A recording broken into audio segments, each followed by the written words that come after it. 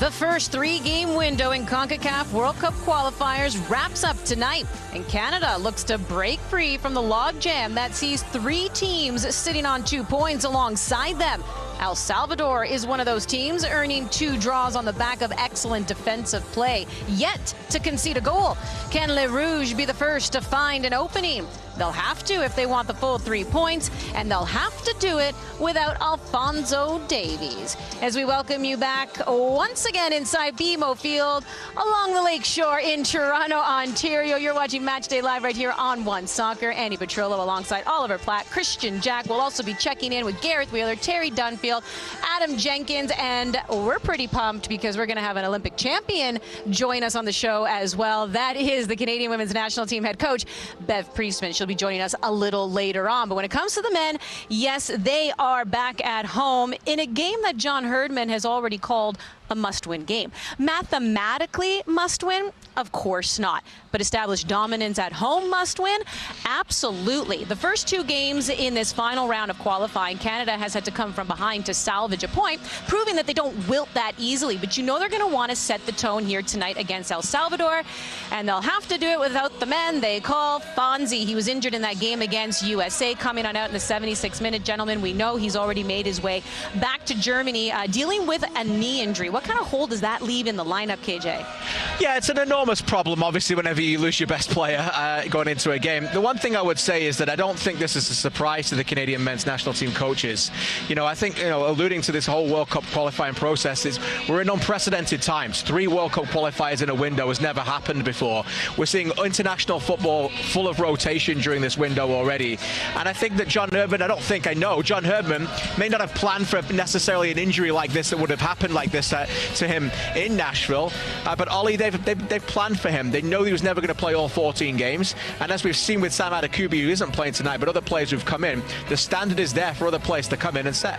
Yeah, this test was always going to come. That being said, you look at the 2 games so far, Canada has scored 2 goals, both created by Alphonso Davies, both scored by Kyle Larin, and neither one is in the starting lineup tonight. So there's other weapons there. Jonathan David, Tajon Buchanan, we know about these players. They can make an impact. We just haven't seen it yet in these World Cup qualifiers, so it needs to start tonight. And with Davies in particular, there's no one else in this team, there's no one else in this region who has the ability to win a game on his own. Even if the team maybe isn't performing as well as they would have liked, he can bail you out. He can provide that kind of that special spark, right? So they're going to have to play really well tonight. They're going to have to get other players involved and break down a very dogged El Salvador team.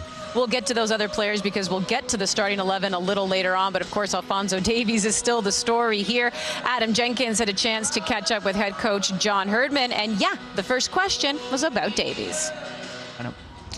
Yeah, he's a passionate guy and absolutely wants to be with us and helping us.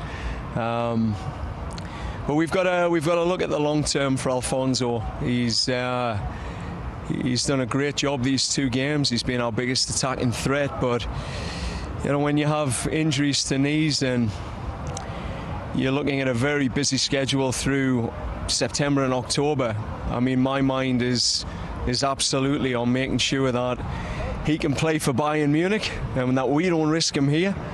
And he's back with us in October on fire like he has been. So we'll see him back, and he's a passionate guy.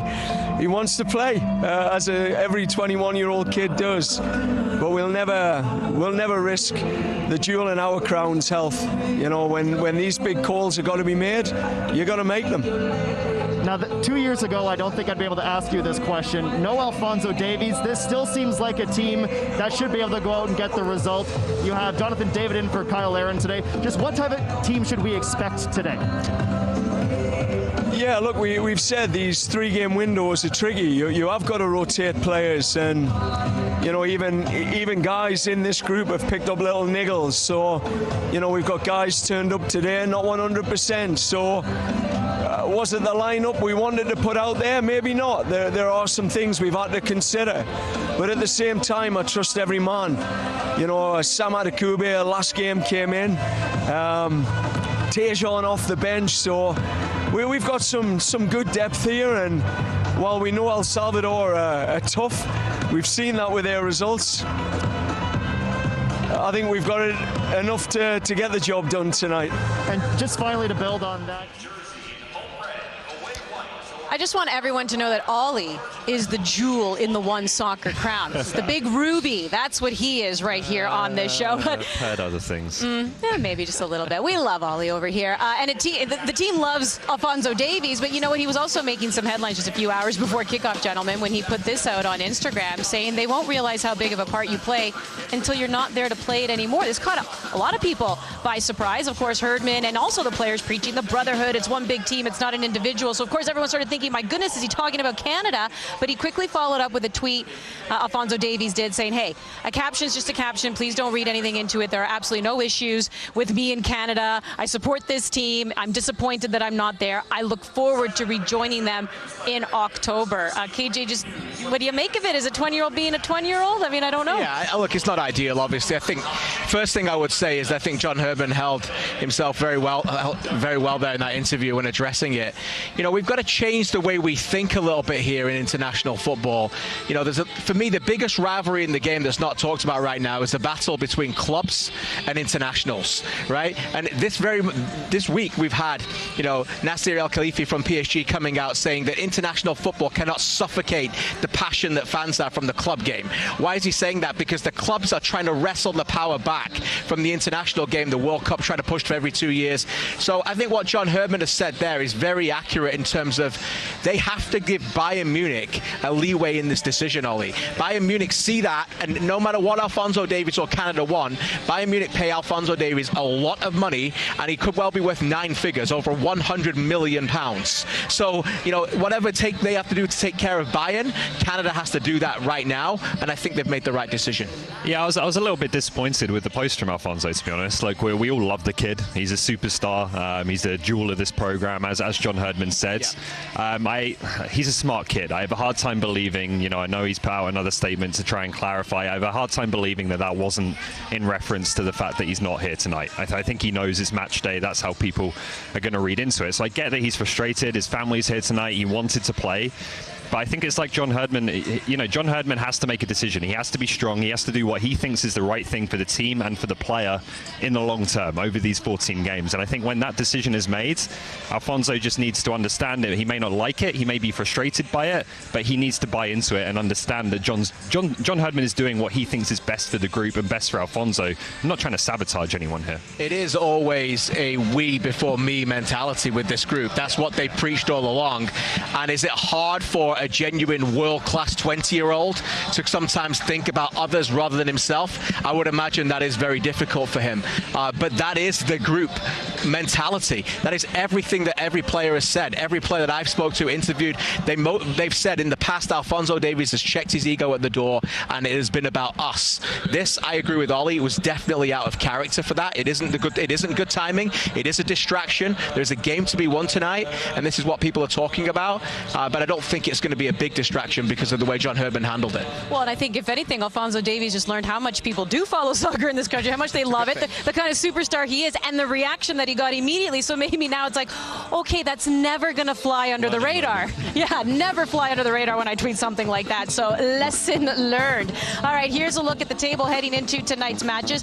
Mexico so far a perfect 2-0. Panama the only other team so far to register a win.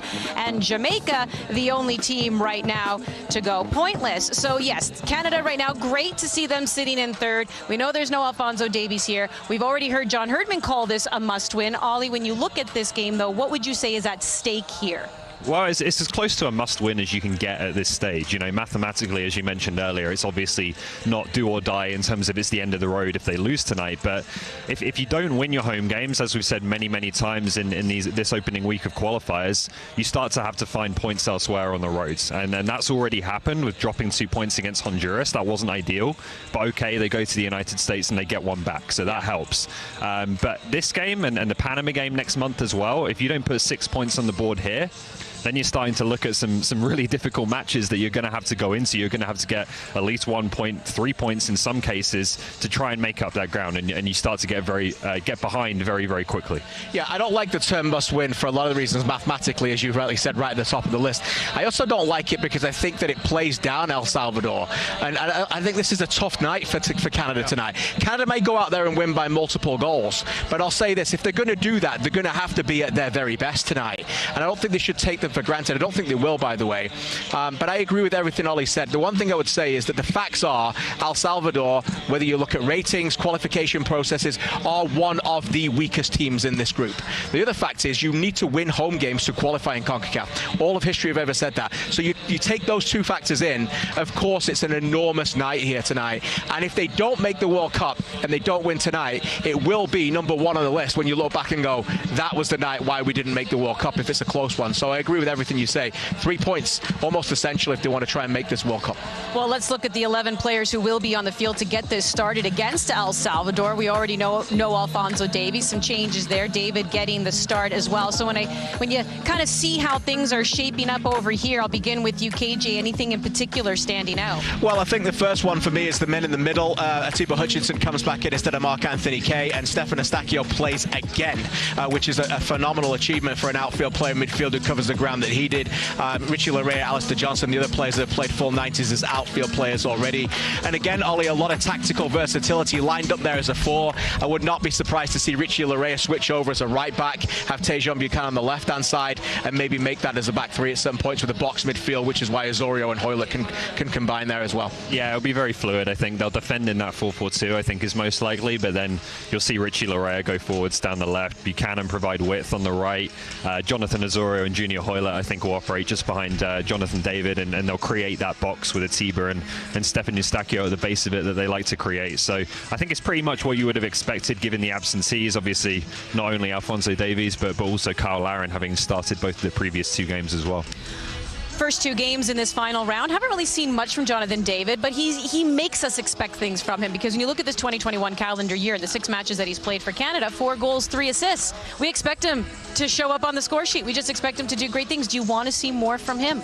Yeah, of course. I think it's a work in progress. I think there's some tactical elements there that need to be kind of worked on, and it's going to take a bit of time in that regards. The thing about David and Larin is they're both quite similar, right? They're not out-and-out number 9s. They like to come off the front and link up with the midfield, and sometimes I think they get on top of each other a little bit, as we're going to see with a couple of clips we got here. In the Honduras game, it was generally Kyle Larin who was tasked with playing in the role, in between the lines, coming into these pockets. You see him here link up with Atiba Hutchinson, and then we're just going to freeze it when he receives his ball back from Atiba. It's a really nice play up to this point, but you just see how Jonathan David has also come short there and is looking for a very short pass from Kyle Larin. You really want him taking that space behind the Honduran defense, making a run in behind, and looking for a through ball there. In the end, it's just too many cooks in the kitchen. The space gets congested, and Honduras are able to squeeze him out. Same thing here again. This time, David receives it. Larin is also deep. Again, a massive hole in the Honduran defense for someone to run into, but there's no one there doing it. So that's something that I think KJ, these two have not played together a lot. David missed the March break. He missed the Gold Cup. It's going to take a little bit of time, but there are some similarities there that I think there's maybe needing to be a bit of compromise in how they play. Yeah, I think it's an opportunity tonight to get more out of David without Larin in the team. We'll see whether Kyle Larin's available. I'm hearing he's got a bit of a niggle, so we may not see him at all, but I agree with you. They are very similar. Again, buoyed out the way that they're playing for their clubs. They're not true 9s. They're false 9s or players who can run on into the box. And Larin's developed that game in Besiktas, and David has always had that as a quality as well. So today, with the spacing in the field a little bit quicker, and hopefully the tempo, and again, back to Eustaquio and Atiba Hutchinson, if they can play the ball through quicker, then I think Jonathan David will have a big night. Yeah, no, Kyle Larin, 2 goals that Canada has scored so far. Both of them have come from him as he continues to creep up on Dwayne De Rosario for all-time goal scorer on the men's side. So this is what's coming up, 7:30 p.m. Eastern Time. It's Canada-El Salvador in the 3rd of 3 games in this World Cup qualifying window right here on OneSoccer. And hey, you know what? The soccer gods have favored us, given us a beautiful night, completely avoiding the downpour last night. We would have been sitting here in our scuba gear, that's for sure. The fans are piling on in. And next up, we're thrilled to have Bev Priestman. CanadaSoccerStore.com is the new home for official Canada Soccer apparel and fanwear, including customized national team jerseys. In 1997, we started a race, not to some distant planet, but to developing efficient electrified vehicles for this one. At Toyota, it's a race to continually evolve our hybrid electric, plug-in hybrid electric, and zero-emission hydrogen fuel cell electric vehicles that emit only water. It's a race that has no finish line. It's a race where if we win, we all win. For life's transitions, working from home, and even small businesses, life gets better when you have space. With no long-term contracts or leases, get the size you need. Access Storage, proud partner of Canada Soccer and the women's national team. Congratulations.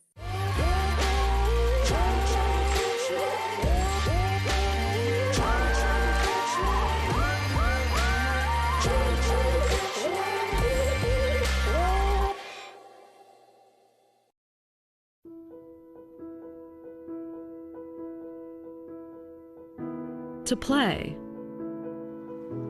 It's something that's in us from the very beginning, and something we take with us on every step of the journey. When we have no words, it gives us a way to speak. When we are still finding our way in the world, it gives us somewhere to belong. And no matter who we are or where we come from, it gives us the right to dream. Christine Sinclair, as she scores at her 5th World Cup. Alphonso Davies! It's time to celebrate the game we love. It's time to play.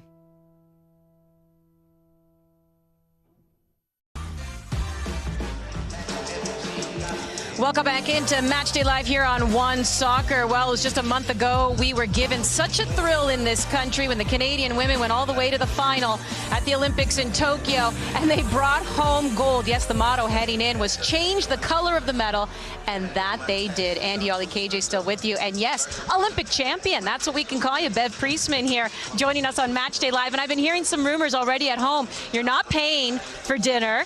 Everyone's coming up to you as they should, congratulating you. So dinner's on you next time when we're in Vancouver.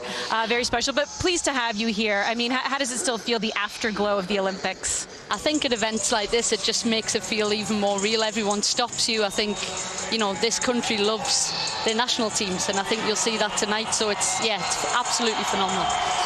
It's pretty extraordinary, Bev, that you're still in your first year as coach of this team, and yet the greatest achievement in the team's history is already in the bag. I'm sure you've already turned your attention to what's next, and you're thinking about it. There's all kinds of talk about a women's league and all the things that could come out of a gold medal.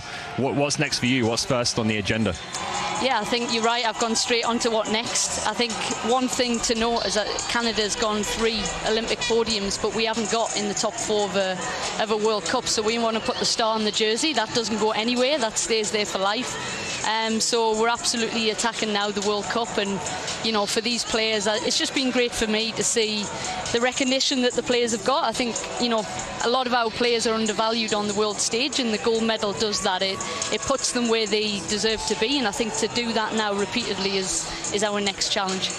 Bev, I want to ask you what it's like inside a major tournament, or like what John Herdman's got right now with players, because so many people see the evidence of their eyes over the line, right, when the game starts. That's what we evaluate. But what's it like when you come together, and how much work you put in behind the scenes to evaluate things that improve it on the pitch in a tournament style like that?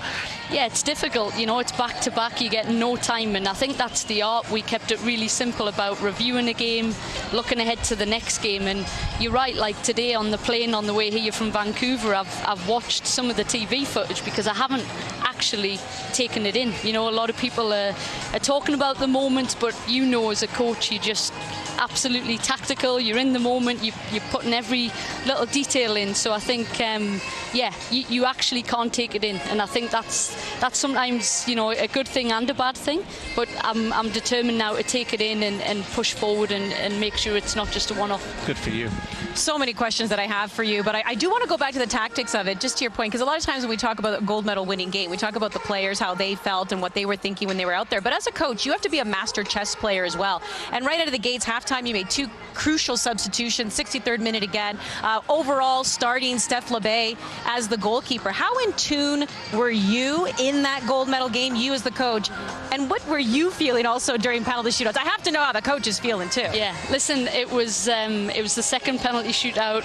My heart was racing. I had Sink and Desiree Scott either side of me, and it was like a comedy show for all of us on the sideline. But I think I went into the tournament wanting to be the best coach with subs, and I really felt that with the depth we had, that could be our X factor. So you're right, the half-time subs, I just felt a little bit, my worry was that US game where you have that elation, that we would treat that as our final. So I was really strong on the players to say, listen, we're here for gold. Silver's not even on the table.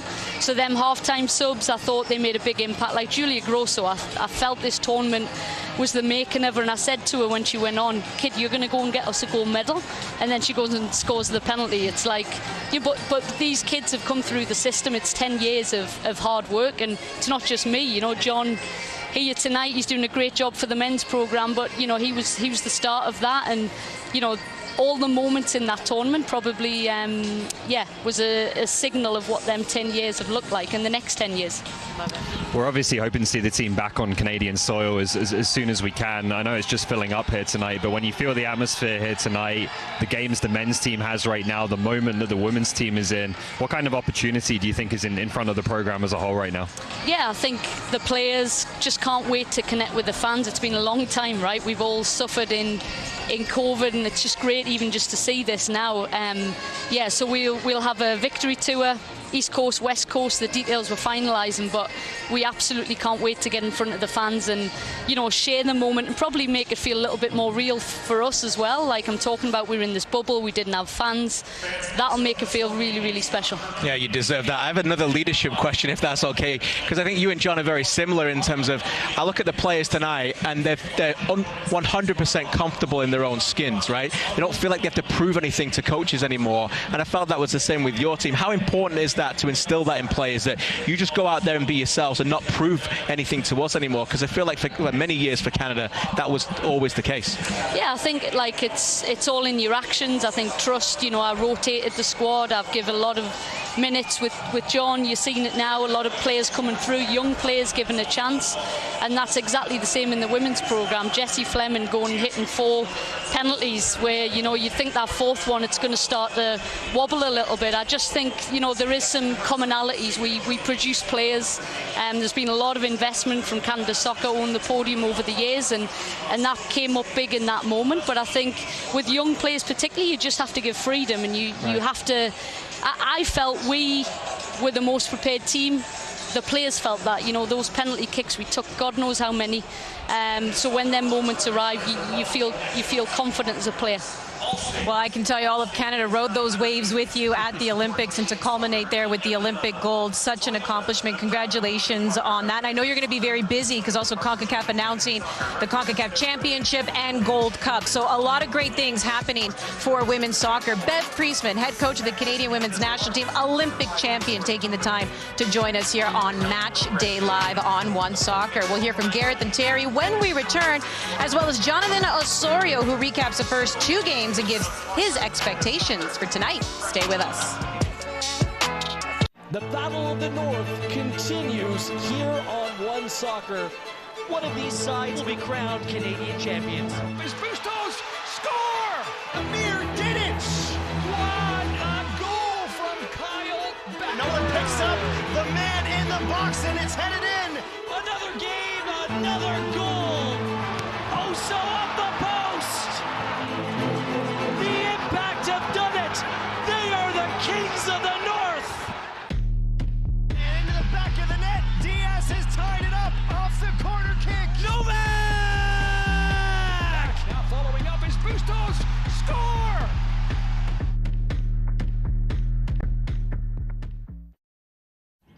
Welcome to Allstate.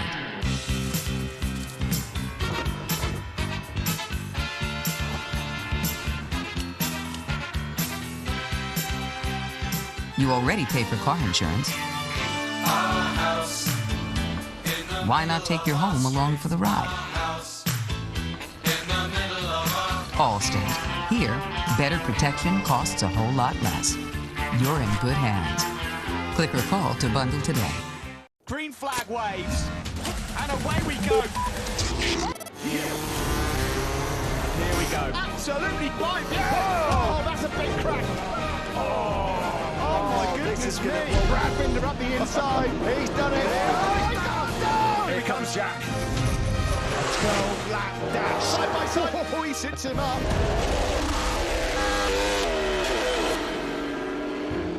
MotoGP on Rev TV. We've created this environment where a player walks into our dressing room and our environment, and they know they're there to compete, and they know they're there to compete for championships.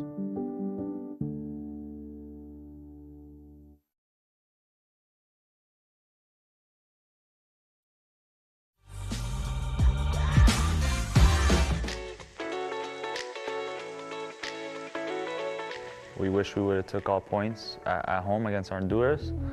I think it was a little bit of a slow start, but I think normal because, you know, as a group, it's our first time at this stage, you know, being this close to qualifying to a World Cup, to be in the last stage of qualifying. So, you know, the early, you know, jitters and the early nerves and stuff like that, and maybe a little bit of that inexperience came in that first half, but you saw in the second half, once we regrouped and we had a different game plan, changed things up a bit. You saw a dominating performance in the second half, and to which, you know, we should have got even more than one goal to get all 3 points. But we learned from that, and then going into the U.S. game, I think it was, you know, a great game by the group. You know, it's not easy going to the U.S. and getting a point like that. We fought hard. We went down a goal, and we had the character and the fight to get back in the game and get back to 1-1. And then we even had chances to steal all 3 points. When I talk to people that have had experience in this part of qualifying, you know, the big thing that, you know, qualifies you to a World Cup is winning your home games. You got to take care of your home games, and then you got to try and get enough, you know, steal, is what they say, enough points on the road. And so yeah, this is a must-win for us. We know, you know, we believe we are the better team on paper, and you know, we're at our home. So we want to win, and we know we have to win, and this is a game that, yeah, I think everybody knows and sees this as a must-win.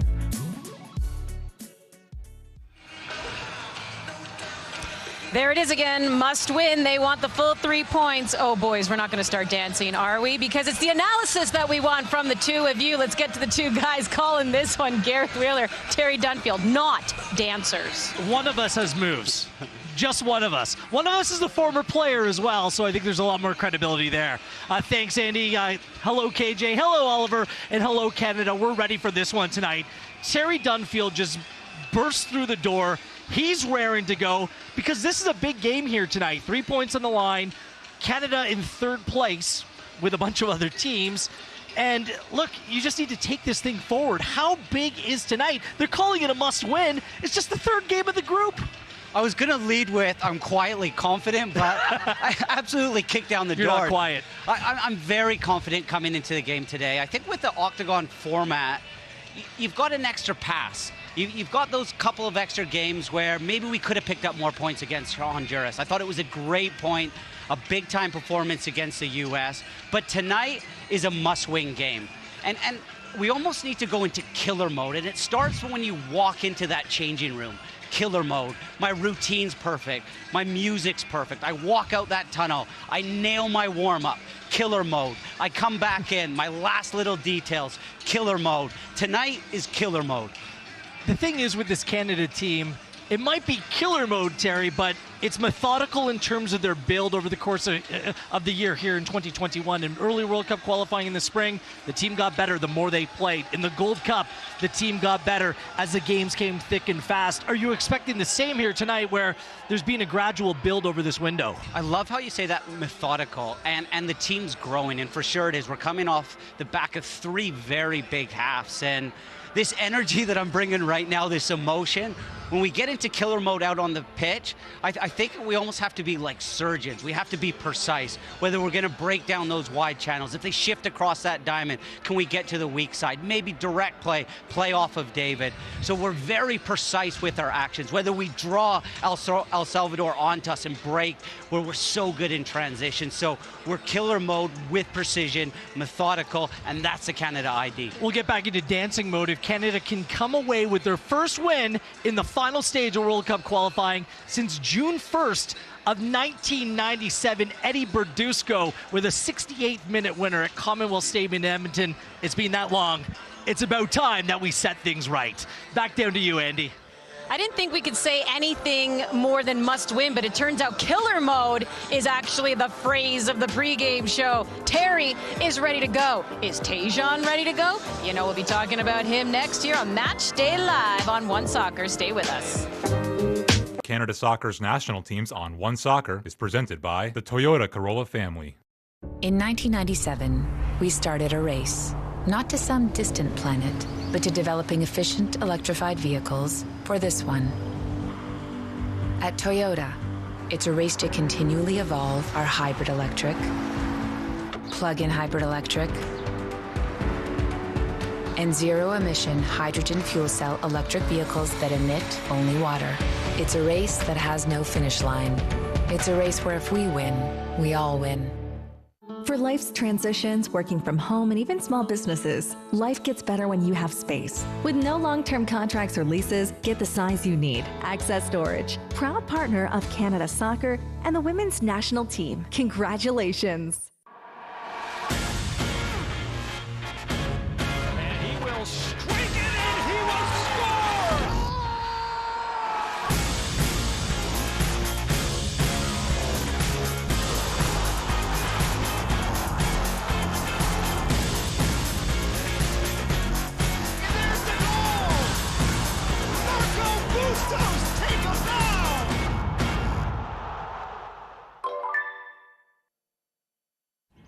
Welcome to Allstate.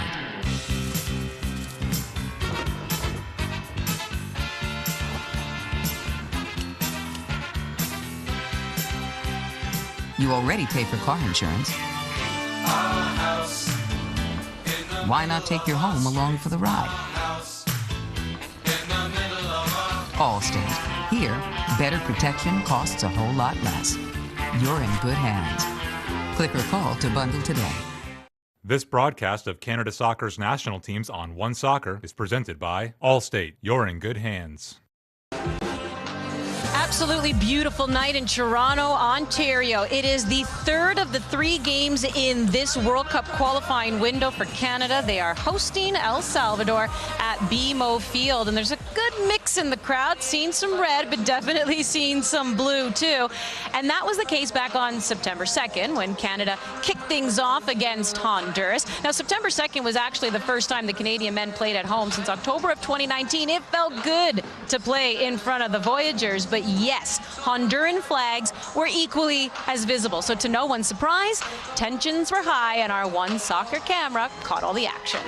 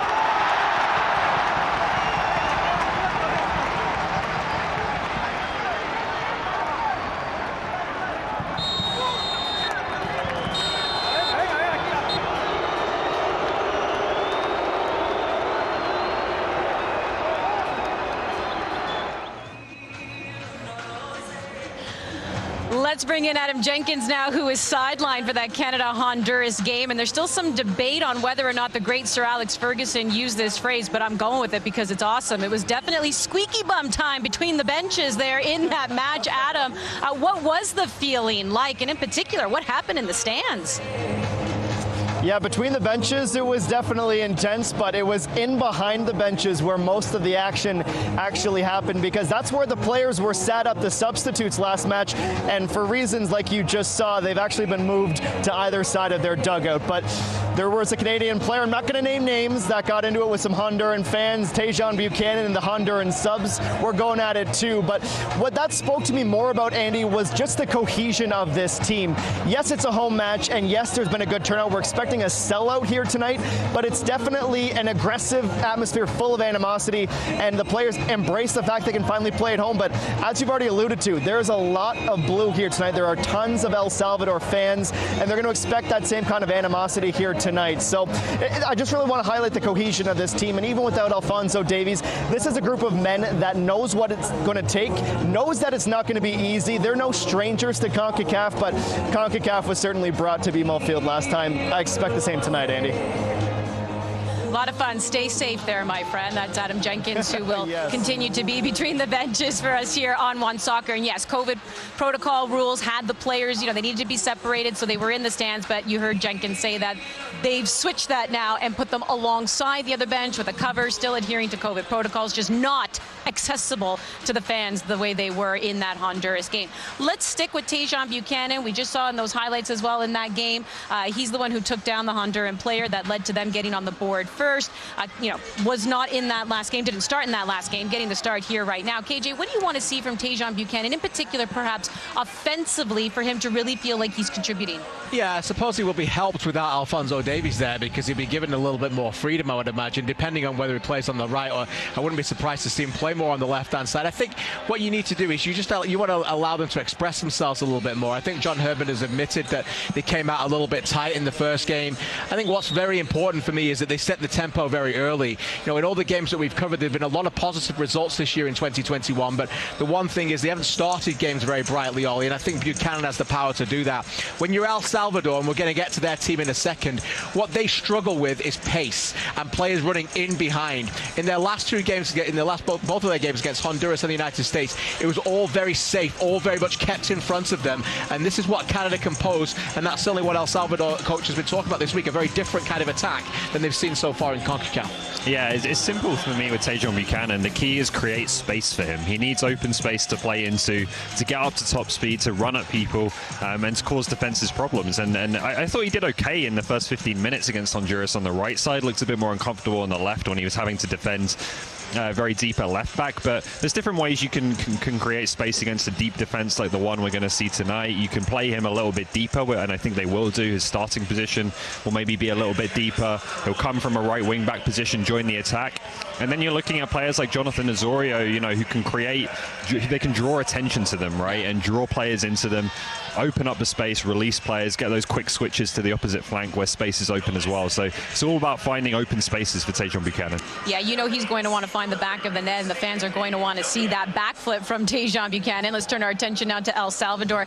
Their starting 11, we know in their first two games they went with the same. What are you seeing here, KJ? It's a lot of similarities again. The back four, Gonzalez as the goalie, Oriana in the midfield, and Roldan all play against. They just made the front four, which are very interchangeable anyway. Martinez will play up front with Perez. Duanes is a very good player as well, a very attacking threat who can come in as a number 10. So, Hugo Perez has got a very well-drilled team here. As I said earlier, they're not to be taken lightly whatsoever. They're a difficult team to break down. I like Laren at left back. He's a very experienced player. They're a team that are comfortable within their own identity, Ollie, and they're going to pose a threat for tonight for Canada. Canada are going to be obviously on the front foot to try and break them down.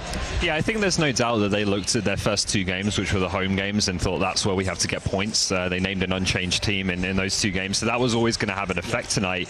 But it's maybe going to have less of an effect than we might have anticipated, because the back five, and even Alex Roldan a bit further ahead in midfield as well, is all the same, right? The back four's the same. Oriana's going to sit in front of the defense, so that structure should still be there, and that will be difficult to break down. They usually play a midfield diamonds quite narrow. Space is going to be out wide, and again, that gets back to Tejan Buchanan and the kind of impact he can have. And a great night for Xavier as well, who just comes back to BMO Field and never ever imagined be playing an international game here and gets his chance. Never thought that, right? So Toronto FC there and getting a chance to be able to play here with his national team, former Toronto FC, I should say. Come on, match of the week in the Canadian Premier League. As you know, OneSoccer is your home for the CPL. The Come On match of the week is this Saturday, and it will feature Forge taking on York United. That is 4 p.m. Eastern Time. We are moments away from kickoff inside BMO Field. The Canadian fans are ready to go. Got to get them while they're young. That's right. You got to wave the flags, paint the face. Yes, it is a sold-out crowd here tonight, ready to watch Canada take on El Salvador. My name is Alphonso Davies, and I'm a proud Canadian citizen. And my dream is to someday compete in the World Cup. A nation ready to believe, game by game, step by step. It's over the line! Canada has qualified for World Cup 86. All Canada needs is a draw. They are far short of that. Oh, Canada! Oh, baby!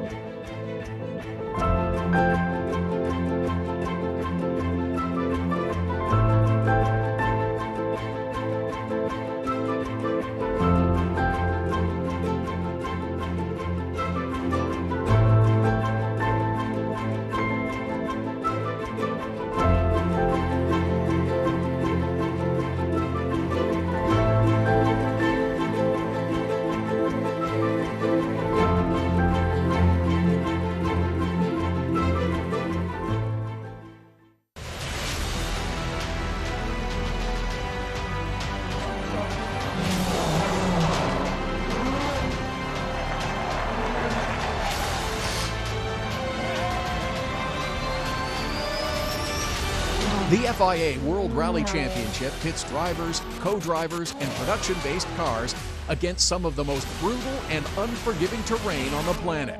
Watch World Rally Championship only on Red TV Canada. Welcome back inside BMO Field as the fans are doing what they need to do pregame to get ready for this one. Canada taking on El Salvador. A sold-out crowd. Canada looking for the full 3 points here as we welcome you back in a match day live on OneSoccer. Andy, Ollie, KJ with you. I have to correct myself. I do not have any kind of inside information. I meant to say Zavaleta previously on this pitch with Toronto FC, not former Toronto FC player. Sold him. Traded him. Apparently I traded him. He's still with Toronto FC. I did not break. Andy, you're allowed a misplaced pass every now and again. Apparently, I was having a beer with those fans apparently before the game. That's why the brain is sometimes not working so much. But you know who is working? Alistair Johnston, and he's been looking really good. And I know that, Ollie, we talked about him on OneSoccer today, yesterday, and we also brought up the whole who's made themselves irreplaceable. Yeah. Has he done that in this lineup? Yeah, pretty close to it. I think on the left side of the defence, they actually have a few options in that left-sided centre-back position. When you look at Miller, Kennedy, I think Adakubi could do that as well. We saw it back in March, him playing that role. But on the right side, there's not a whole lot of backup for this kid. And the way he's eating minutes and the way he's performing, as we've covered, having come out of playing in League One Ontario just 2 years ago, is pretty phenomenal. So it's something, KJ, that I wonder if John Herdman will be looking at, maybe grooming someone to be an Alistair Johnston type player. Look at Marcus Godinho being back in Vancouver. If he could get regular minutes, he might be that type of player. But as of right now, as I see it, if you lose Alistair Johnston to injury, to fatigue, whatever it is, suspension maybe, he's going to be very, very difficult to replace. Yeah, completely agree. And every credit to that young man to be able to go on that meteoric rise, as he's called it a number of times already in 2021. You alluded to his League One Ontario experience. Never capped for Canada until 2021. Here we are getting his 12th cap already in that year, and now we're talking about him being a true pillar. You know, is as I said earlier, you know, he's a man who just loves the sport and loves to defend. And they need players like this on this team. Ability to play out wide, can play in a 3, really learn that. He just watches football from noon to tonight. He just loves it. He's obsessed with it. He was telling me how he's just watched so much video of Cesar Azpilicueta at Chelsea and how he can just mold from that role and sometimes play wing back in a 3, always watching Chelsea and Tuchel make those moves. And when John Herdman asked him, can you play in that, that was what he thought right away. He hadn't played much, but he'd seen it a lot. And using that video to adapt back onto the pitch has certainly been a big part in the development of Alistair Johnston. I find that so fascinating. A lot of players that I've encountered, they either go hard with the video or they just completely don't watch at all. Sometimes they just need to step back and just, you know, kind of focus on their own game as opposed to watch other players. So it's pretty fascinating how players get themselves ready to take to the field here. I've alluded to the previous 2 games. Canada's had to come from behind. They've allowed the other team to score first. They've managed to salvage the point. So depending on how you look at it, they don't wilt. Let's put it that way. They don't exactly give up. But what would a draw, and in particular, KJ, what would a loss look like tonight? Well, it would be an enormous disappointment for a team that isn't shying away from it. That's what I'd say today, is that this is Canada's first time since 1997 that they've been at this stage, right? So you'd say, okay, maybe they're playing with house money. They might get to the World Cup. They might not. Let's enjoy the journey. Let's enjoy the night. It's a full house here. What a night we've got to talk about maybe getting to Qatar. None of that is happening inside the camp. Internally, it's we will make it to Qatar. It will be a major disappointment if we do not get there. That's what Mark Anthony Kaye told me this week. And every credit. So they're then saying what Jonathan Osorio said, calling these games must win. They believe that they belong on pitches with better teams than El Salvador, no disrespect. And if that's the case, it's tonight's the night to go out and show it. That's what sports are about, Ollie. Yeah, this game will define the assessment of this window, I think. And it's not just about the result, it's about the performance as well, because the reality is, you know, you need to win most of your home games to qualify. They're going to have to beat better teams than this, right? They're going to have to beat Costa Rica, Jamaica, even maybe, you know, looking at the United States and Mexico, and when they come to Canada wanting to get points off those teams in this stadium or wherever in Canada they're playing. So I think they need a performance tonight, not just to grind out a result. Obviously, that's the most important thing, but they need to build some belief that they can really dominate on home turf. That's exactly what they want to do. They'll have to set the tone. They do not want the opponent scoring first. They will look to crack El Salvador here, a team that has yet to concede a goal in their first 2 games in this final round. Even in Gold Cup this summer, they just conceded 1 goal in group play before the uncharacteristic 3-2 loss to Qatar, which just goes to tell Canada they can score and score many goals against this team. They'll be looking to do it in front of a sold-out crowd here in BMO Field and set themselves up quite nicely for the next FIFA window in October. We will see you at halftime. Kickoff is around the corner, and the next voices you'll hear will be that of Gareth Wheeler and Terry Dunfield. Stay with us. And into the back of the net, Diaz has tied it up off the corner kick. Novak! Now following up is Bustos. Score!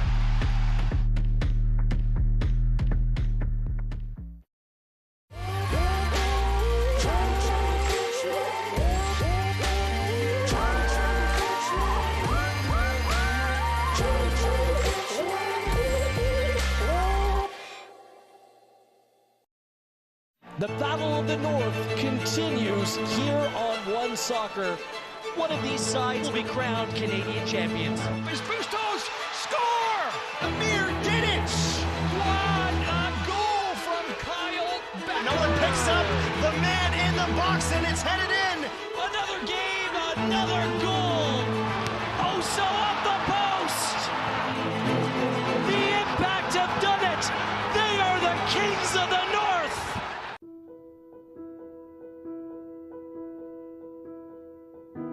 To play. It's something that's in us from the very beginning, and something we take with us on every step of the journey. When we have no words, it gives us a way to speak. When we are still finding our way in the world, it gives us somewhere to belong. And no matter who we are or where we come from, it gives us the right to dream. Christine Sinclair as she scores at her 5th World Cup. Alphonso Davies! It's time to celebrate the game we love. It's time to play. CanadaSoccerStore.com is the new home for official Canada Soccer apparel and fanwear, including customized national team jerseys.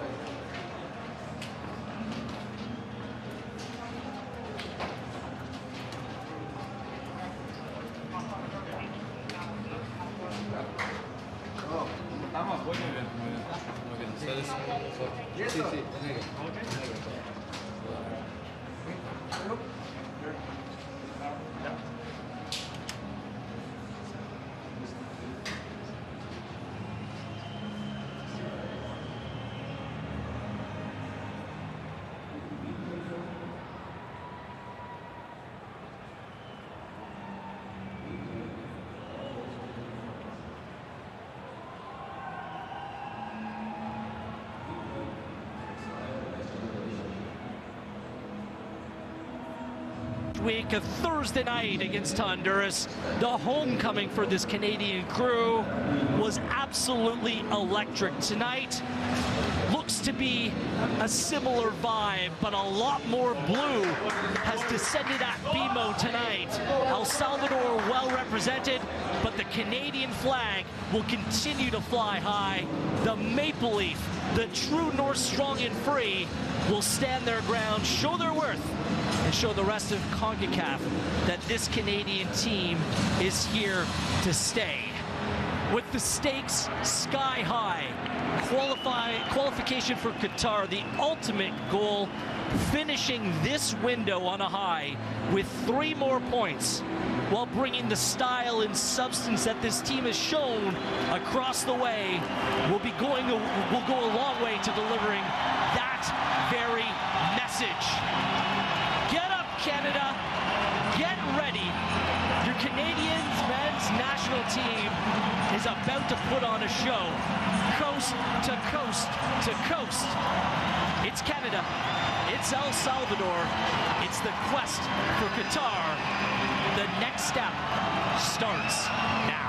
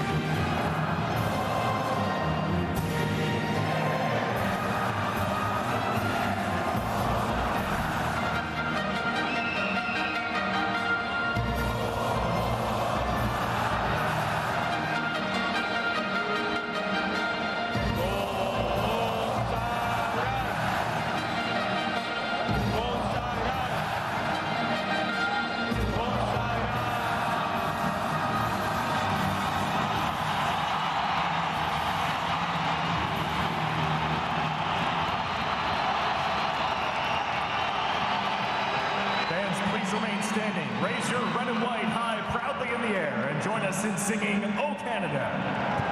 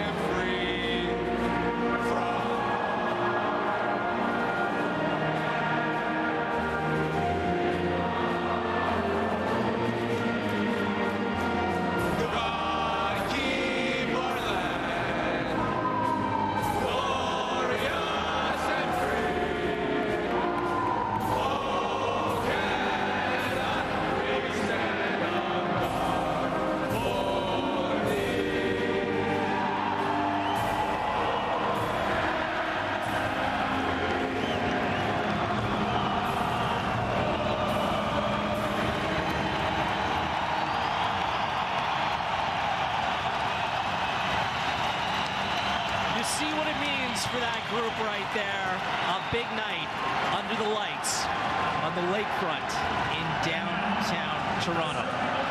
Canada and El Salvador in a group of teams on 2 points, tied for third place thus far through 2 games of World Cup qualifying. Your match official tonight, Ricardo Montero, the Costa Rican referee, 35 years of age, out of San Jose. He refereed Mexico, Trinidad, Tobago at the Gold Cup.